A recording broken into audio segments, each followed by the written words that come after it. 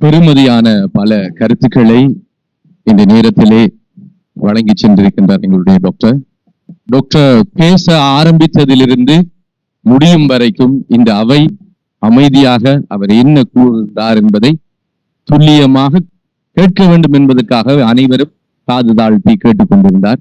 அதே போன்று அவரும் தன்னுடைய வாழ்க்கையின் அனுபவங்கள், அவர் பட்ட கஷ்டங்கள், அவர் இந்த இடத்திற்கு உயர்வடைவதற்கான காரணங்கள் பலவற்றை இந்த அவையிலே உங்களுக்கு தந்து சென்றிருக்கின்றார். இதிலே தேவையானவர்கள் தேவையானதை எடுத்து தங்களுடைய வாழ்க்கையிலே அதை பின்பற்றி அவரை போன்று நீங்களும் எதிர்காலத்திலே சிறந்த ஒரு மனிதராக மிளிர வேண்டும் என்று இந்த நேரத்திலே இறைவனையும் நாங்கள் பிரார்த்தித்துக் கொண்டு அவருக்கும் எங்களுடைய மனமார்ந்த நன்றியினை கூறி மேலும் ஒரு விடயத்தை நான் இந்த இடத்திலே ஞாபகப்படுத்த வேண்டும். எங்களுடைய டாக்டர் அவர்கள் எங்களுடைய பாடசாலைக்கு ஒரு சிறிய அன்பளிப்பு ஒன்றினை வழங்க இருக்கின்றார். உண்மையிலே சொல்ல போனால் எந்த ஒரு சிறிய அமலாக இருந்தாலும் அதுக்குரிய கூலி மிக பிரமாண்டமாக இருக்கும்.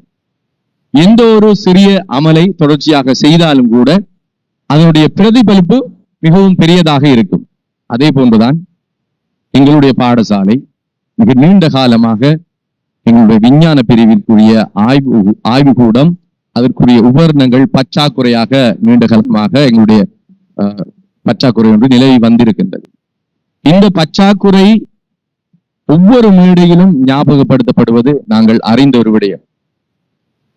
இதனை நிவர்த்தி செய்வதற்கான ஆரம்ப கட்ட முயற்சியாக ஒரு சிறந்த ஆரம்பத்தினை எங்களுடைய பாடசாலைக்கு பெற்று தந்திருக்கின்றார் எங்களுடைய டாக்டர் அவர்கள். டாக்டர் எங்களுடைய பாடசாலைக்கு ஒரு மிக பெருமதியான ஒரு நுணுக்கு காட்டி ஒன்றினை அன்பளிப்பாக தருவதாக எங்களுக்கு வாக்களித்திருக்கின்றார்.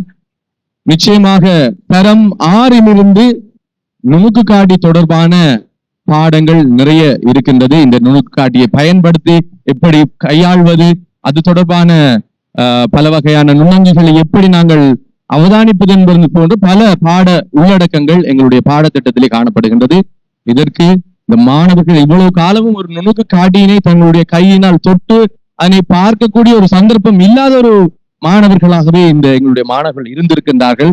அவர்களுக்கு இந்த வாய்ப்பினை வழங்கியதற்கு வல்ல ரஹ்மான் நல்லருள் பாலிக்க வேண்டும் என்ற இந்த இடத்திலே அவருக்காகவும் அவருடைய குடும்பத்திற்காகவும் அவருடைய ஈடேற்றத்திற்காகவும் இந்த இடத்திலே பாடசாலை சார்பாகவும் மாணவர்கள் சார்பாகவும் குறிப்பாக பெற்றோர்கள் சார்பாகவும் இந்த நேரத்திலே அல்லாஹ்விடம் நான் பிரார்த்தனை செய்து கொள்கின்றேன். அவர்களுக்கு இறைவன் வளமான வாழ்வை வழங்குவானாக.